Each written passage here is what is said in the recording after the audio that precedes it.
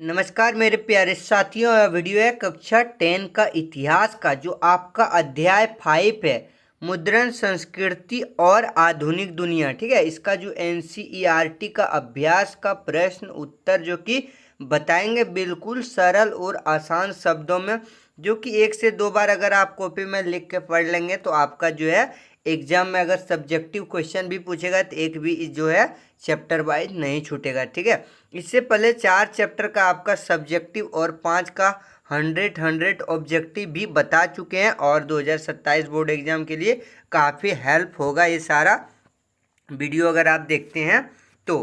ठीक है, तो चलिए यहाँ पे हम जो है वीडियो को स्टार्ट करते हैं, और आप अपना जो है एनसीईआरटी का जो बुक है उसे जो है आप खोल लीजिए, और आप अभ्यास का प्रश्न में चले जाइए, और यहाँ पे लिखा रहेगा संक्षिप्त में लिखें और निम्नलिखित के कारण दें। ठीक है, पहला जो आपका क नंबर प्रश्न है, वुड ब्लॉक प्रिंट या तख्ती की छपाई यूरोप में 1295 के बाद आई। ठीक है, इस पर जो है आपको कारण देना है, इस पर लिखना है। तो आपको शॉर्ट में और आसान शब्दों में लिखना है, वुड ब्लॉक प्रिंटिंग की तकनीकी पहले चीन में विकसित हुई थी, जो कि 1295 में प्रसिद्ध यात्री मार्को पोलो चीन से इटली वापस लौटा और अपने साथ इस तकनीक का ज्ञान लेकर आया। इसके बाद इटली और फिर यूरोप के दूसरे हिस्सों में तख्ती से छपाई की तकनीकी फैलने लगी। ठीक है, और अगर आपको आसान भाषा में लिखना है, चीन में पहले से लकड़ी की तख्ती से छपाई होती थी। मार्को पोलो के माध्यम से यह तकनीकी यूरोप में पहुंची, इसलिए यूरोप में इसका प्रसार 1295 के बाद हुआ। इस तरह से भी आप लिख सकते हैं। चलिए अगला आपको लिखना है, मार्टिन लूथर मुद्रण के पक्ष में था, इससे यानी उससे उसकी खिलुआम यानी खुलेआम प्रशंसा की, क्योंकि ठीक है मार्टिन लूथर के बारे में पूछा है तो उत्तर में लिखना है, मार्टिन लूथर एक प्रमुख धर्म सुधारक था। उसने रोमन कैथोलिक चर्च की कुछ प्रथाओं और विचारों की आलोचना की। उसके विचार छापकर बहुत बड़ी संख्या में लोगों तक पहुंचाने लगे। उसके 95 स्थापनाएं भी छपी और लोगों में तेजी से फैल गई। उसके द्वारा किए गए न्यू टेस्टामेंट के अनुवाद की लगभग 5000 की प्रतियां, ठीक है, प्रतियां कुछ ही सप्ताह में बिक गई प्रतियां। ठीक है, आपको इस तरह से लिखना है। इससे लूथर को लगा कि मुद्रण के माध्यम से नए विचार बहुत तेजी से लोगों तक पहुंच सकते हैं, इसलिए उससे मुद्रण की प्रशंसा की। ठीक है, तारीफ की। चलिए आपको ग नंबर लिखना है, रोमन कैथोलिक चर्च ने 16वीं सदी के मध्य से प्रतिबंधित किताबों की सूची रखनी शुरू कर दी। उत्तर में लिखना है, मुद्रण के प्रसार के कारण धार्मिक विचारों से जुड़ी बहुत सी नई किताबें आम लोगों तक पहुंचने लगी। लोग बाइबल और धर्म की अलग अलग व्याख्या पढ़ने लगे। इससे रोमन कैथोलिक चर्च को डर हुआ कि लोग चर्च की मान्यताओं पर सवाल उठाने लगेंगे और धार्मिक व्यवस्था कमजोर हो सकती है। इसलिए चर्च ने ऐसी पुस्तकों और प्रकाशनों पर नियंत्रण लगाना शुरू किया तथा 1558 से प्रतिबंधित किताबों की सूची रखना शुरू कर दिया। ठीक है, ये इसका बात था, किसका? रोमन कैथोलिक का। अगला है, इसका जो इम्पोर्टेंट हो सकता है, महात्मा गांधी ने कहा कि स्वराज लड़ाई दरअसल भविष्य में अभिव्यक्ति, प्रेस और सामूहिकता के लिए लड़ाई है। उत्तर में लिखना है, महात्मा गांधी का मानना था कि स्वराज केवल अंग्रेजी शासन से मुक्ति का नाम नहीं था, बल्कि लोगों को अपनी बात कहने और अपने विचार को दूसरे तक पहुंचाने की स्वतंत्रता भी दी जाए। और हमेशा जो है ना, महात्मा गांधी अच्छे अच्छे मुद्दों पे बात करते थे, भले अहिंसक आदमी थे, हिंसा बिल्कुल नहीं करते थे। ब्रिटिश सरकार प्रेस, भाषण और लोगों के एक साथ संगठित होने की स्वतंत्रता पर रोक लगाती थी, प्रतिबंध लगा रही थी। इसलिए गांधी जी ने अभिव्यक्ति की स्वतंत्रता, प्रेस की स्वतंत्रता और सामूहिकता की स्वतंत्रता, स्वराज की लड़ाई का महत्व हिस्सा माना था। ठीक है, इस तरह से आपको लिख देना है। अब चलिए प्रश्न 2 है, छोटी टिप्पणी लिखें, जो है क नंबर गुटेनबर्ग प्रेस के बारे में लिखना है। तो इस तरह से आप स्क्रीनशॉट ले लीजिए, 1 से 2 बार पढ़िए, आपको अच्छा से समझ में आ जाएगा। ठीक है, चलिए। योहान गुटेनबर्ग ने यूरोप में आधुनिक मुद्रण तकनीकी के विकास में महत्वपूर्ण भूमिका निभाई। उसने ऐसी मशीन विकसित की जिससे अलग अलग अक्षरों के धातु के टाइप को व्यवस्थित करके शब्द और पंक्तियां बनाई जा सकती थी। इससे मूवेबल यानी मूवेबल टाइप प्रिंटिंग मशीन कहा जाता है। गुटेनबर्ग ने अपने प्रेस से बाइबल छापी। उसकी मुद्रण तकनीकी ने पुस्तकों को पहले की तुलना में तेजी से तैयार करना संभव बनाया। और यहाँ पे इस तरह से याद रख लेना है, याद रखने गुटेनबर्ग, उसके बाद movable type printing press Bible. ठीक है, छपाई कैसे किया। अगला है क्वेश्चन आपका ख, छपी किताबों को लेकर इरेम यानी इरेस्मस के विचार, इसको लिख देना है, स्क्रीनशॉट ले लीजिए और उतार लीजिए। उसके बाद एक इम्पोर्टेंट है वर्नाक्यूलर या देसी प्रेस एक्ट, इसके बारे में भी बहुत ज़्यादा उल्लेख हुआ है इस चैप्टर में। ठीक है, चलिए इसका जो है आपको देख लेते हैं आंसर। ब्रिटेन सरकार ने भारतीय भाषाओं के समाचार पत्रों को नियंत्रित करने के लिए 1878 में वर्नाक्यूलर प्रेस एक्ट लागू किया। इस कानून के माध्यम से सरकार को भारतीय भाषाओं में प्रकाशित समाचार पत्रों की सामग्री पर नियंत्रण यानी रोक रखने का अधिकार मिल गया। यदि कोई समाचार पत्र सरकार के विरुद्ध सामग्री प्रकाशित करता था तो उसे चेतावनी दी जा सकती थी और नियमों का पालन न करने पर उसकी छपाई की मशीन और सामग्री जब्त की जा सकती थी। इस कानून का मुख्य उद्देश्य भारतीय भाषाओं के प्रेस पर नियंत्रण रखना था। तो कौन सा, तो वर्नाक्यूलर या फिर देसी प्रेस एक्ट। इसमें क्या था, अगर सरकार के खिलाफ कुछ भी छापता है तो उस पर जो है सख्त कार्रवाई हो सकती थी।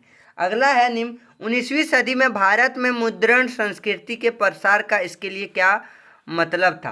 पहला को है महिलाएं, महिलाएं के लिए क्या मतलब था। तो चलिए उत्तर लिख लेना है। मुद्रण के प्रसार से महिलाओं के जीवन और उसकी समस्या पर लिखी जाने वाली किताबें और लेखकों की संख्या बढ़ी। महिलाओं की शिक्षा को बढ़ावा मिला। महिलाएं लेखिकाएं सामने आई और उन्होंने महिलाओं की स्थिति, शिक्षा और अधिकारों से जुड़े विषयों पर लिखना शुरू किया। इससे महिलाओं में अपने अधिकार और अपनी स्थिति के प्रति जागरूकता बढ़ी।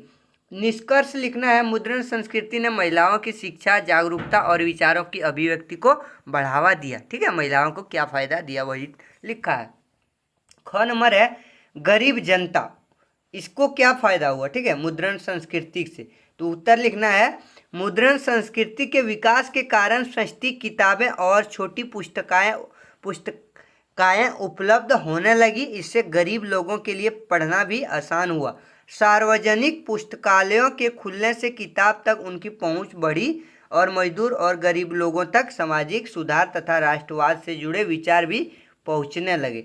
निष्कर्ष में लिखना, मुद्रण संस्कृति ने गरीब जनता तक शिक्षा, नए विचार और सामाजिक जागरूकता पहुंचाने की मदद किया। ठीक है, किसके कारण, तो वही मुद्रण संस्कृति के कारण।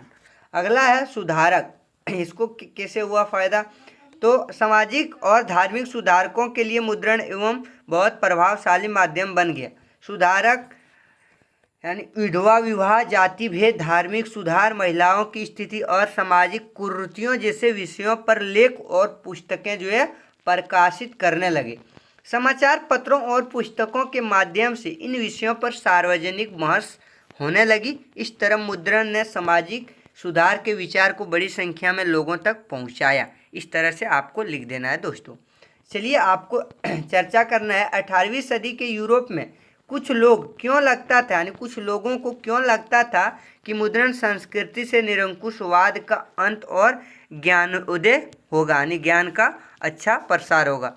तो इस तरह से आपको उत्तर लिखना। 18वीं सदी में बहुत से लोगों को विश्वास था कि किताबें समाज को बदल सकती है।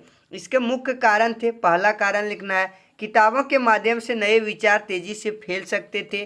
दूसरा, लोग तर्क और विवेक के आधार पर पुराने विचारों पर सवाल उठा सकते थे। ठीक है, किताब पढ़ने के कारण। अभी भी हम लोग अगर कुछ भी नहीं पढ़ेंगे, अनपढ़ जाहिल गवार रहेंगे, तो हम लोग को कुछ भी समझ में नहीं आएगा। ठीक है किताब पढ़ते हैं तो थोड़ा कुछ अच्छा से समझ में आता है, मनोवैज्ञानिक मन अच्छा होता है। तीसरा लिखना, निरंकुश शासन और अंधविश्वास की आलोचना की जा सकती है। और अभी जो है ना, सबसे ज़्यादा यही अंधविश्वास से चल रहा है। ठीक है, इतना ज़्यादा किताब नहीं पढ़ता है तो अंधविश्वास में डूबे रहेंगे। चौथा है, वैज्ञानिक और तार्किक विचारों का प्रसार हो सकता था। ठीक है, अधिकार लोगों तक ज्ञान पहुंचाने से समाज में जागरूकता बढ़ सकती थी। इसलिए लोगों को उम्मीद थी कि मुद्रण से ज्ञान उदय होगा और निरंकुश शासन की शक्ति कमजोर होगी। इस तरह आपको लिखना है। चलिए दूसरा प्रश्न, कुछ लोग किताबों की यानी सुलभता को लेकर चिंतित क्यों थे? यूरोप और भारत से एक एक उदाहरण देकर यहाँ पे लिख देना। इस तरह से स्क्रीनशॉट ले लीजिए। एक उदाहरण यहाँ पे है भारत और एक है यूरोप का। ठीक है, स्क्रीनशॉट ले लीजिए। तीसरा प्रश्न आपका है, 19वीं सदी में भारत में गरीब जनता पर मुद्रण संस्कृति का क्या असर हुआ? ठीक है, 19वीं सदी में गरीब लोगों के ऊपर यानी मुद्रण संस्कृति से क्या असर हुआ? तो उत्तर, मुद्रण संस्कृति का गरीब जनता पर महत्वपूर्ण प्रभाव पड़ा। पहला, सस्ती किताबें और पुस्तकाएं उपलब्ध होने लगी। दूसरा, सार्वजनिक पुस्तकालयों की संख्या बढ़ गई, गरीब लोगों की पढ़ने की आदत बढ़ी। तीसरा, चौथा, मजदूरों और गरीब लोगों तक सामाजिक सुधार के विचार पहुँचे। पाँचवा, राष्ट्रवाद और स्वतंत्रता से जुड़े विचार भी लोगों तक पहुँचने लगे। छठा, जाति भेद और सामाजिक बुराइयों पर चर्चा होने लगी। इस प्रकार मुद्रण ने गरीब जनता को ज्ञान, शिक्षा, सामाजिक जागरूकता से जोड़ने में मदद किया। ठीक है, अगला आपको प्रश्न है चौथा, मुद्रण संस्कृति ने भारत में राष्ट्रवाद में विकास की मदद कैसे किया? ठीक है, इसको इस तरह से चलिए स्क्रीनशॉट ले लीजिए। भारत में राष्ट्रवाद के विकास में समाचार पत्र, पुस्तकों और पुस्तिकाओं की बहुत महत्वपूर्ण भूमिका निभाई और पत्रिकाओं ने भी निभाई। मुख्य बिंदु क्या लिखना है? पहला, राष्ट्रवादी समाचार पत्रों ने अंग्रेजी शासन की नीतियों की आलोचना की। दूसरा, स्वतंत्रता और स्वराज के विचार लोगों तक पहुंचाए। तीसरा, देश के अलग अलग हिस्सों के लोग को एक दूसरे के संघर्ष की जानकारी मिलने लगी। चौथा, अंग्रेज की दमनकारी नीतियों के बारे में हमें जनता को बताया गया। पांचवा, राष्ट्रवादी नेताओं के विचार बड़ी संख्या में लोगों तक पहुँचे। छठा, समाचार पत्र ने जनता में राजनीतिक जागरूकता पैदा की। और सातवां, इससे लोगों में एकता और राष्ट्रीय भावना जो है बहुत ज़्यादा मजबूत हुई। ठीक है, तो इस तरह से निष्कर्ष आप लिख देना है। और याद रखने का योग्य आपको थोड़ा ट्रिक है, जैसे गुटनबर्ग ने प्रिंटिंग प्रेस चालू किया, मार्टिन लूथर ने धर्म सुधार किया, 1558 में प्रतिबंधित किताबों की सूची, 1878 में वर्नाक्युलर प्रेस एक्ट किया, गांधी जी अभिव्यक्ति प्लस प्रेस प्लस सामूहिकता, मुद्रण शिक्षा प्लस जागरूकता प्लस राष्ट्रवाद। ठीक है, इस तरह से आपको याद रखने का ट्रिक है। इतना ही बताए जो कि शॉर्ट में। तो इस चैप्टर का जितना भी अभ्यास का आपका प्रश्न था बहुत आसान तरीका से आपको बता दिए हैं। अब जो है 5 चैप्टर पूरा आपका खत्म हो गया अभ्यास का भी। अब जो है आपका साइंस का क्वेश्चन बताएंगे, वीवीआई ऑब्जेक्टिव और सब्जेक्टिव। अब जब एग्जाम आपका होगा उस समय जो है सबसे इम्पोर्टेंट जो आपका 100% मिल सकता है क्वेश्चन, उसको जो है इसी चैनल पे आपको मिलेगा। इसलिए अभी से आप लोग जुड़ जाइए। ठीक है, तो चलिए फिर मिलेंगे अगले वीडियो के साथ। तब तक के लिए थैंक यू।